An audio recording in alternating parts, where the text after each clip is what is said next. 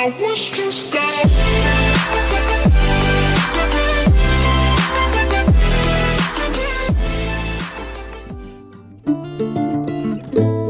Hola, ¿cómo están, queridos seguidores? La semana pasada leímos un libro muy interesante llamado La nieta del señor Lin, del autor Philippe Claudel. En este libro nos impresionó mucho la sorpresiva revelación final de la historia, por lo que decidimos hacer un análisis del tema y la voz narrativa de esta obra. Esperamos que les guste mucho y comencemos. Primero hablaremos sobre el tema.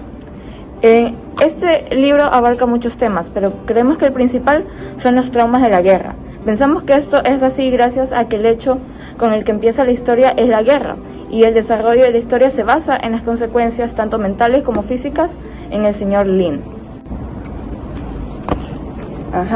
De pie en la cubierta, ve alejarse su país, el país de sus antepasados y sus muertos, mientras la criatura duerme en sus brazos. Como se puede apreciar en esta cita, el catalizador de la historia es la huida del conflicto bélico que azotaba al país del origen del señor Lin. A lo largo de la historia, el protagonista atraviesa muchas situaciones y conoce a muchas personas, siempre acompañado de su nieta. Por ejemplo, al llegar a su nuevo refugio, que específicamente es un piso de acogida, comparte la habitación con dos familias que tuvieron que escapar por la guerra.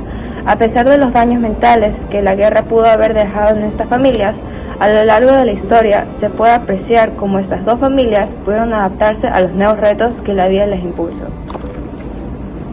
Los niños mayores han empezado a ir a la escuela, de la que cada día vuelven con más palabras de la lengua de su nuevo país. Una de las mejores personas que pudo conocer el señor Lin es el señor Bark. En un principio no parece tener nada en común, simplemente pasan el tiempo juntos sin entenderse, el uno al otro. Pero a medida que profundiza su relación, nos enteramos que el señor Bark también posee traumas a causa de una guerra. Era joven, no sabía nada. Había una guerra, no la de ahora, otra, una de tantas. Porque parece que todas las guerras se ensañan con su país. Hace una pausa, las lágrimas siguen resbalando por su rostro. Tenía 20 años. ¿Qué sabe uno a los 20 años? Yo no sabía nada, no tenía nada en la cabeza, nada, era un niño grande, nada más. Un niño y me pusieron un fusil en las manos, cuando casi no era más que un crío. En esta parte del libro se puede apreciar lo profundamente afectado que se encuentra el señor Bark por lo que hizo en esta guerra. Cabe recalcar que esta no es la misma guerra por la que tuvo que huir el señor Lin. El señor Bark se siente triste, enojado e incluso frustrado por actos que cometió. Él nos cuenta que no quería hacer nada de esto, nunca deseó hacerle un mal a alguien, no era lo suficientemente maduro para conocer las consecuencias que pueden causar sus terribles actos.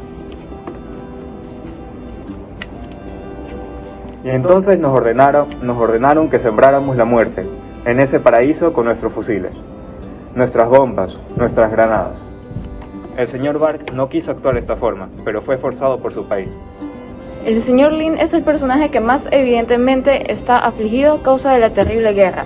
El señor Lin perdió a todas las personas cercanas a él menos a Sang Diu, o eso es lo que se nos da a entender hasta el impactante final de la historia.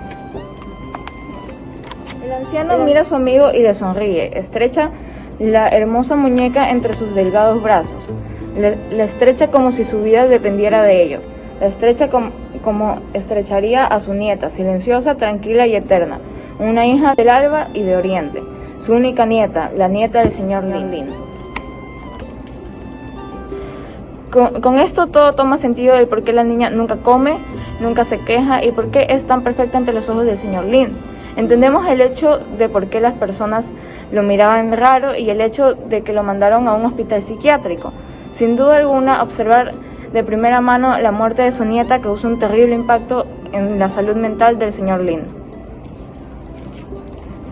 También vio el cuerpo de su hijo y el de su nuera, y un poco más lejos a la niña, envuelta en sus pañales, con los ojos muy abiertos e ilesa. A su lado, una muñeca, su muñeca, tan grande como ella, pero decapitada por un trozo de metralla.